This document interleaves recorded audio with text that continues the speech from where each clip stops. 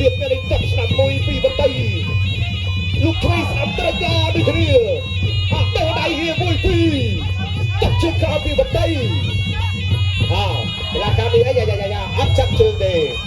លោកស្រីអាយ៉ាកដាប្រាប់ថាដូអត់ទេទៅទៀតកីឡាករនេះចិនសិចសល្អមែនចាំងចែងតែហ៊ានតែទៅបំផ្ទះជើងកំដាប់ដៃហ្នឹងគឺកំហល់ឃើញច្បាស់រឹកឆ្វេងស្ដាំចុះស្ដាំក៏ពីបន្តិចចូលទៅវិញពីកីឡាករនេះចិនអត់ចាប់ជើងទេបើមានជ្រើសទី2អាយយបង្គោលក្រហមទិញចាំបន្តិចបង្គោលខៀវបាទកីឡាករនេះមកពីប្រទេសចិនចៅស៊ីអ៊ី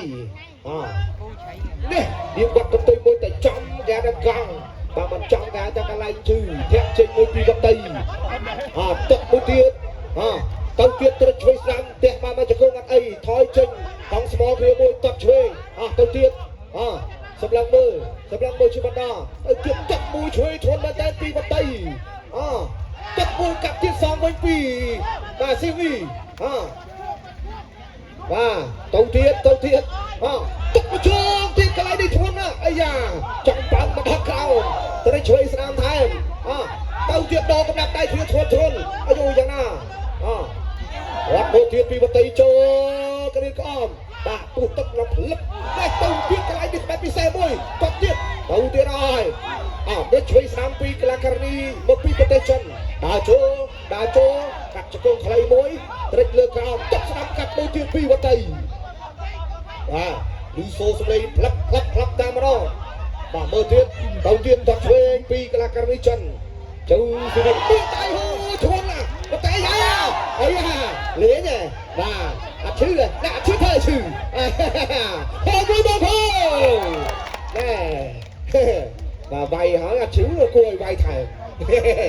អូយបាទបន្តិចពងរឹកក៏ដាក់ដាក់ធន់ទៅអូយបងប្អូនដែលទស្សនាមើលគេថាកំភ្លេចជួបរួមស្រាមមួយម្នាក់មួយផងយយសម្លឹងមើលមួយលុបទៅទឹកទៅអាយ៉ាអាយចង់ជ្រាបមិនដែរបន្តិច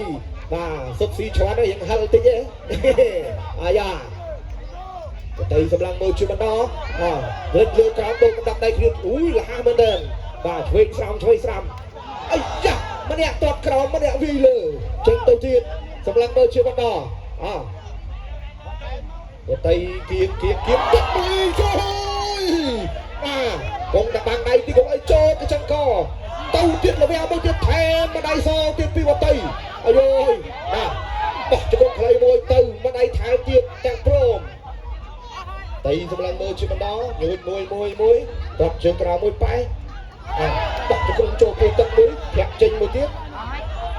បាទវាទៅចូលថយតដៃគ្នាកន្លែងនេះច្រាស់គ្នាមកប្រាវអូយបន្តិចគៀងអាយ៉ាល្អមែនតើបន្តិចលើក្រោមពីបន្តិចអាយ៉ា10វិនាទីចុងក្រោយ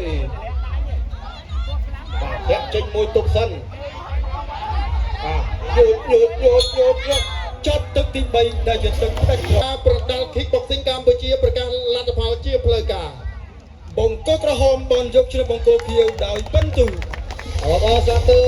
បាទទូចិនបតីធ្វើបានល្អមែនទេទទួលបានជ័យជំនះស្រាប់បន្ទូទៅលើកីឡាករនេះមកពីប្រទេសចិន